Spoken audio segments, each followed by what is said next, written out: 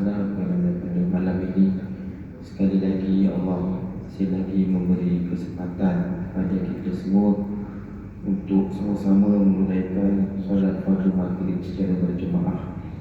Moga kita senantiasa diberi kesihatan yang baik, diberi kekuatan, dapat lagi menunaikan waktu solat kita ini secara berjemaah sehingga kita dijemput oleh Allah Subhanahu wa taala, insya-Allah. Tuan-tuan dan rahmatullah, pada malam yang berbahagia ini kita akan mengambil beberapa hadis Nabi sallallahu alaihi wasallam yang menceritakan tentang larangan ataupun perlunya kita elakkan diri kita daripada melampau ataupun bahasa kita sekarang kita namakan sebagai ekstrim, betul. Ekstremisme dalam agama, ini antara yang kita nak kupas melalui hadis-hadis baginda Nabi sallallahu alaihi wasallam. Cuba ambil beberapa contoh. Kalau kita lihat kan, kita membicarakan tentang ekstremisme dalam bahasa Arab, dia bermaksud hulu ataupun at-tanattuq. Kalau hulu di dalam bahasa Arab bermaksud sikap melampau atau berlebih-lebihan dalam berpegang kepada suatu ajaran agama. Ini yang cuba kita bicarakan, memandangkan kalau kita lihat akhir-akhir ini banyak ajaran-ajaran kumpulan-kumpulan yang menyeleweng. Antara sebab kenapa mereka menyeleweng, tuan-tuan, adalah kerana sifat hulu atau berlebihan melampau dalam urusan agama mereka. Walaupun asalnya benda yang lebih ni bagus, kita kadang-kadang makan nak lebih, kita nak harta lebih, kita nak kemewahan hidup kita lebih, tuan-tuan. Tapi dalam urusan ibadah, tuan-tuan, jikalau kita berlebihan dan lari daripada landasan yang telah dituduhkan kepada kita oleh baginda Nabi SAW, dia boleh membawa kepada penyelewengan agama, ataupun masa-masa dulu kita panggil akan bawa kepada ajaran sesat lah. Ini antara yang kita nak cuba lihat, tuan-tuan, melalui hadis-hadis baginda Nabi sallallahu alaihi wasallam. Tuan-tuan rahmatullah, Nabi sallallahu alaihi wasallam pernah bersabda dalam hadis baginda Nabi sallallahu alaihi wasallam, "Iyyakum wal ghulu fid din, fa innama ahlaka man kana qablakum al-ghulu fid din." Jauhkanlah diri kalian semua daripada berlebih-lebihan dalam agama, kerana sesungguhnya sifat ghulu ini telah membinasakan orang-orang sebelum kalian. Nabi SAW menggunakan satu bahasa yang sarih, yang terang, straight to the point. Iyyakum wal ghulu, jauhlah diri kalian daripada sifat berlebih-lebihan. Ucapan ini sebenarnya dia mengundang pertanyaan, macam mana boleh, apa yang dimaksudkan dengan al-ghulu fi din? Apakah yang dimaksudkan dengan melampau dalam agama ni? Bukankah agama ni sifatnya bila kita buat lebih itu bagus? Tapi Nabi SAW cuba menjelaskan akan contoh ataupun Nabi SAW cuba nak menjelaskan akan subjek yang dia akan utarakan kepada para sahabat ni, sehingga Nabi mengatakan, fa innama ahlaka man kana qablakum al-ghulu fid din, bahawa sesungguhnya sikap ghulu ini telah membinasakan golongan yang sebelum daripada kamu. Lagi menimbulkan pertanyaan lagi kepada para sahabat, kenapa pula kumpulan sebelum kami ini, umat sebelum kami ini terjerumus dalam al-ghulu, sehingga disebutkan dalam hadis ini, tuan-tuan rahmatullah, baginda Nabi SAW cuba nak mendekatkan para sahabat melihat kepada kaum Bani Israel, dan juga orang-orang Kristian Nasara yang telah berlebih-lebihan dalam urusan agama ini. Antaranya kalau kita lihat yang paling mudah, tuan-tuan, daripada firman Allah Subhanahu wa taala, Allah pernah berfirman, ittakhadhu akhbarakum wa ruhbanakum arbaban min dunillah. Sungguhnya mereka telah ittakhadhu ahbarahum wa ruhbanahum arbaban min dunillah. Sungguhnya mereka telah mengambil orang-orang alim mereka dan rahib-rahib mereka sebagai arbab, Tuhan mereka min dunillah, selain daripada Allah Subhanahu wa taala. Sebab itu kita lihatkan bagaimana orang-orang Kristian telah mengangkat Nabi Isa alaihi salatu wasallam itu sendiri sebagai anak Tuhan. Jadi ini antara sifat guru lah. Bagaimana manusia nak dijadikan sebagai Tuhan. Kita bila kita lihat kan kesilapan ataupun jenayah agama yang dilakukan oleh kaum-kaum yang sebelum ini, tuan-tuan, jikalau kita adaptasikan dengan keadaan kita sekarang, ada tak golongan-golongan yang nak mendekatkan diri kepada Allah ni yang melakukan perkara yang sama? Ada, tuan-tuan. Mungkin tidaklah sampai tahap dia mengaku sebagai Nabi, tapi kadang-kadang dia mengangkat peribadi-peribadi tertentu, tokoh-tokoh tertentu, sehingga melebihi daripada sepatutnya, tuan-tuan. Ini antara yang kita cuba nak fahamkan tahap dan sepadan mana kita boleh angkat seseorang itu, ataupun mungkin golongan-golongan agamawan yang kita hormati, orang-orang soleh yang kita hormati, tuan-tuan, sehingga jangan sampai tahap melebihi daripada apa yang sepatutnya. Kita lihatkan sebelum ini kaum Nabi Nuh alaihi salatu wasallam juga kan, kalau kita menelusuri akan kisah Nabi Nuh alaihi salatu wasallam. Kisah Nabi Nuh ini lebih famous, cerita pasal kaumnya yang enggan menerima risalah yang dibawa oleh Nabi Nuh, sehingga kan Allah Subhanahu wa taala hukum mereka dengan bah yang besar. Dan namun walaupun Nabi Nuh ajak mereka untuk masuk dalam bahtera, mereka enggan, termasuk ahli keluarga ni sendiri, tuan-tuan. Tapi sebelum itu, tuan-tuan, kalau kita lihat kan dalam kisah Nabi Nuh juga diceritakan ada berlakunya sebelum itu ada orang-orang soleh yang datang untuk menyampaikan dakwahnya, dan kaumnya telah mengangkat akan orang-orang solehnya. Dia angkat orang-orang soleh kan nak mengenangkan jasa mereka ni, sehingga mereka buat patung-patung berhala, tuan-tuan. Patung-patung berhala ni asalnya bukan untuk sembah, tuan-tuan, bukan untuk sembah, tapi untuk mengenang jasa mereka. Tetapi patung yang asal digunakan atau monumen yang asal digunakan untuk mengenang jasa-jasa orang-orang soleh ini akhirnya telah dimanipulasikan sehingga menjadi di akhir-akhir selepas itu dijadikan sebagai sembahan-sembahan orang-orang yang datang selepas mereka, tuan-tuan.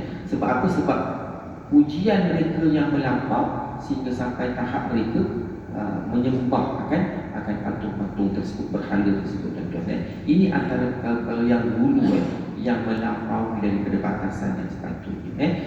Tuan-tuan, kalau kita boleh lihat antara hadis-hadis yang lain Nabi amat menegaskan, melarang orang untuk melampau. Antaranya hadis daripada Abdullah bin Mas'ud radhiyallahu taala anhu, bahawa Nabi sallallahu alaihi wasallam ada bersabda, halaka al-mutanatti'un, halaka al-mutanatti'un, halaka al-mutanatti'un.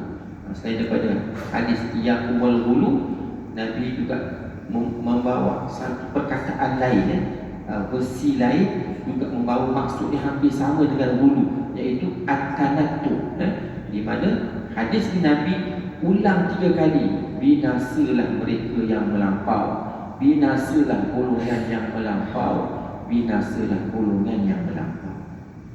Jadi kalau kita lihat hadis ini, Nabi mengulang ketiga kali nak menunjukkan Nabi amat-amat memberi penegasan bahawa jangan sekali-kali kita melampau, khususnya dalam urusan agama. Imam Nawawi rahmatullah alaihi menafsirkan al-mutanatti'un. Apakah yang dimaksudkan dengan tanattu', tuan-tuan?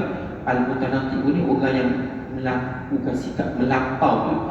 Ia melampau ni bermaksud pada perkara-perkara yang mereka yang terlalu teliti.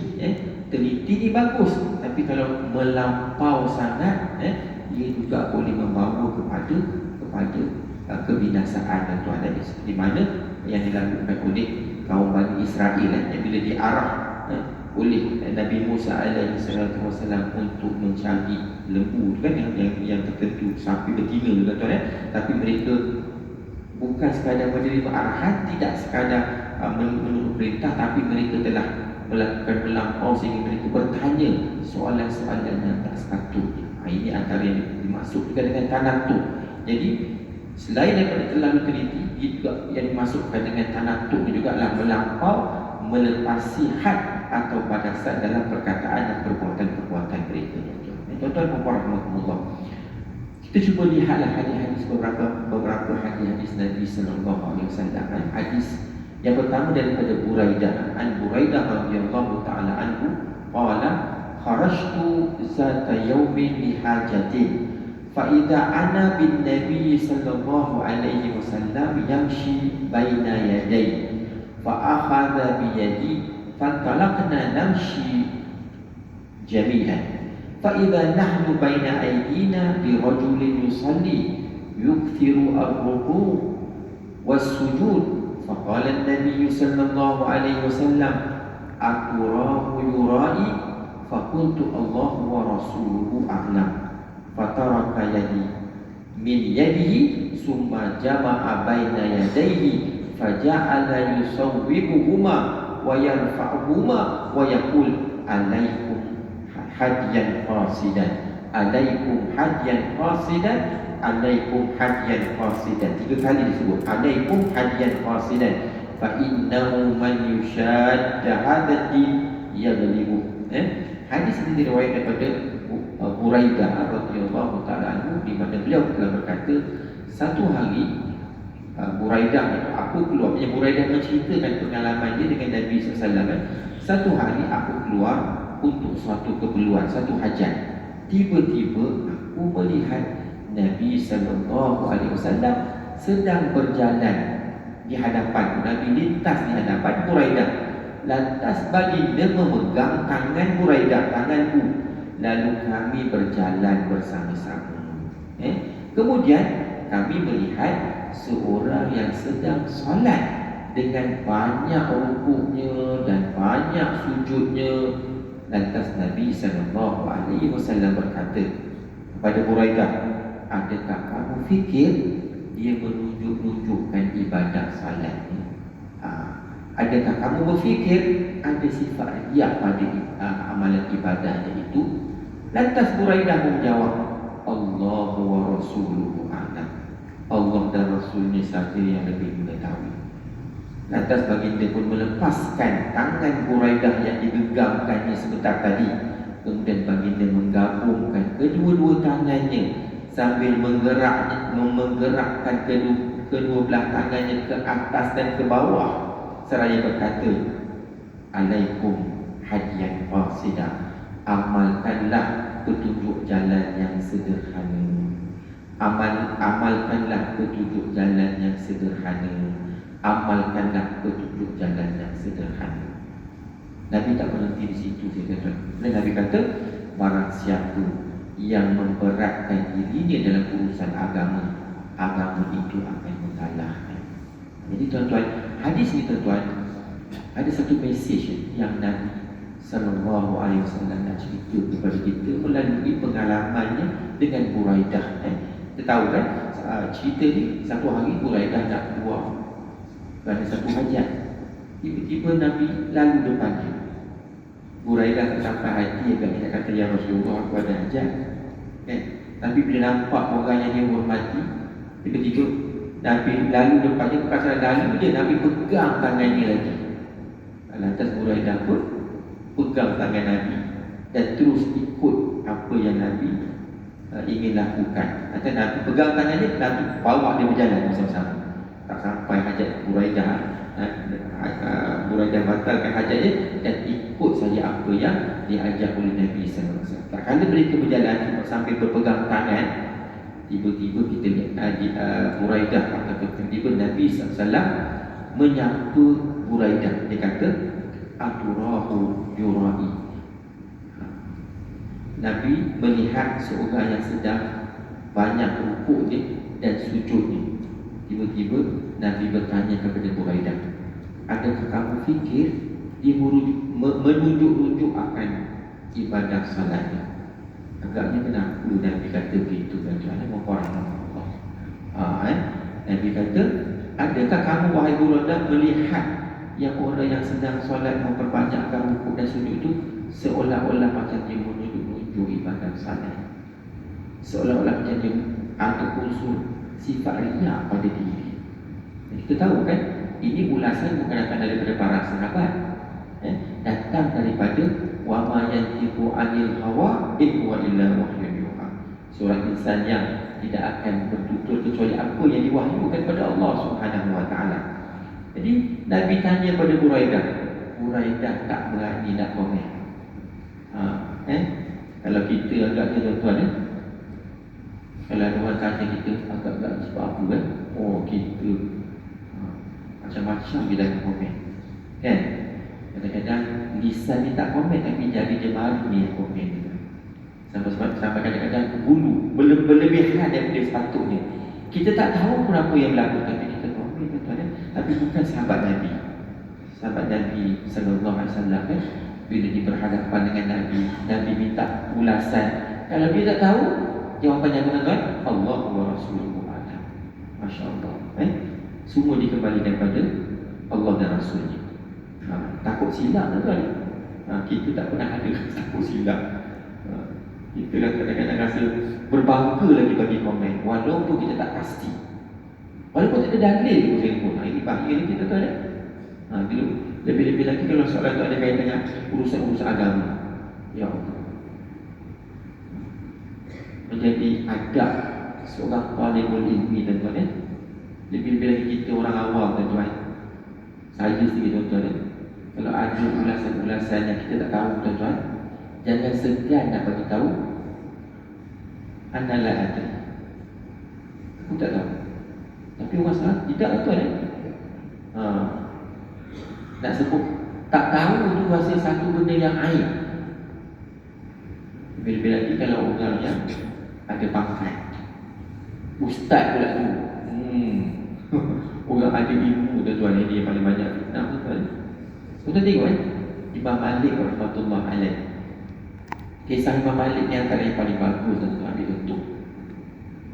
Ada satu rombongan daripada Baghdad datang berjumpa dengan Imam Malik bersama-sama dengan beberapa soalan, puluh soalan.